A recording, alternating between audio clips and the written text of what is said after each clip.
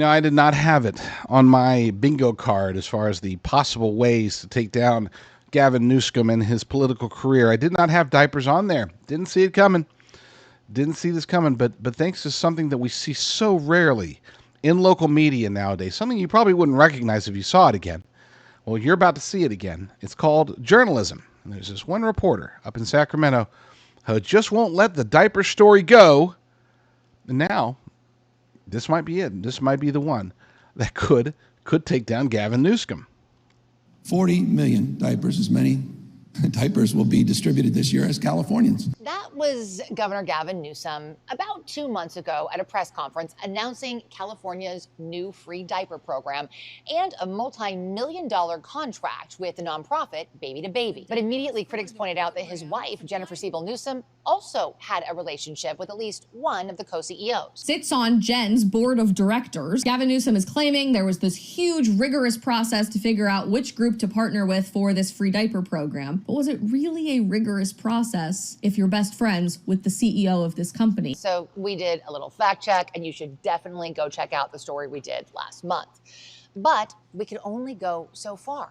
So far, the state will not give us a copy of the contract or the competitive bid scoring sheet. 4 days after that very high-profile press conference, we simply asked the governor's office for a copy of that contract that everyone was talking about. They told us, reach out to California Health and Human Services. They told us the contracts were with yet another agency. That agency told us our request had been received. That means legally, they had a maximum of 10 days to tell us whether or not we're going to get them.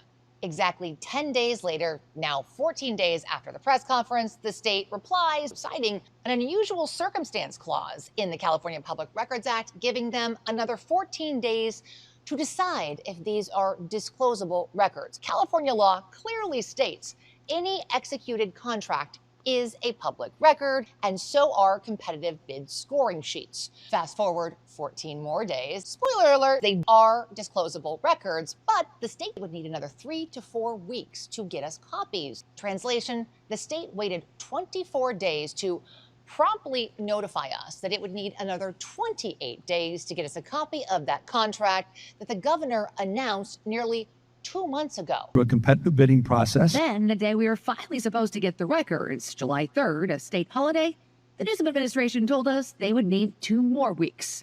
It's unacceptable. That's Jenny LaRue. She's with the First Amendment Coalition. You should have had it in your hands the day they were talking about it. She argues documents like state contracts shouldn't even require a public records request. Do you think there's a world where state agencies just automatically upload all contracts?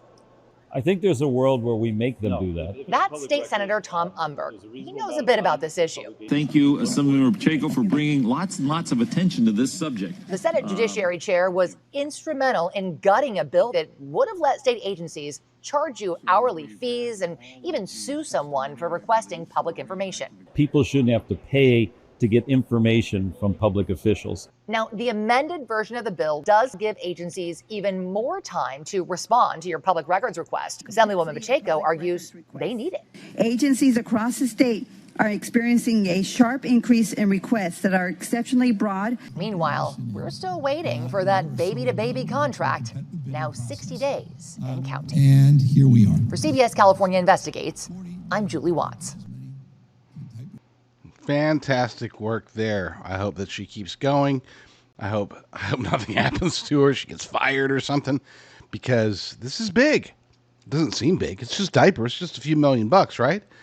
Except that if this is tied to his wife, if this is tied to her nonprofit, which is already being investigated, started getting investigated by the Biden DOJ, continuing forward now with the Trump DOJ, especially with all of this scrutiny, this is not a tiny thing. This is a big deal, because we're talking about it's taking what, 2 months, over 2 months, just to get a contract. Talk about lack of transparency. This is a cover-up. At the very least, this is a cover-up. We have a story over at truthbasedmedia.com. Newsom's Diapergate delays are starting to smell like a cover-up. They've been smelling like a cover-up for a little while. Gavin Newsom stood before the cameras in May and bragged about a first-in-the-nation program to hand free diapers to every new parent in California. 2 months later, his administration will not let Californians see the contract behind it. There's a word for governments that announce deals in public and then bury the paperwork, and that is not transparent. The Newsom administration is not accused of fraud, to be clear, in the baby-to-baby deal, but it is doing a remarkable impression of an administration that would rather you just not check. What are they trying to cover? Again, best case scenario for them is that they just don't like the optics. They don't like the optics of what Gavin Newsom said publicly was a rigorous search for the right company. And then it just happens to be a company with a board member who is besties with his wife, who works with her nonprofit. I mean, best case scenario for them is that it's bad optics. Worst case scenario for them, and this seems to be, considering how long they are letting this drag out, forcing this to drag out, it seems like they just didn't do a bid. They just like, hey, yeah, who's going to care? It's just a few $1,000,000, right?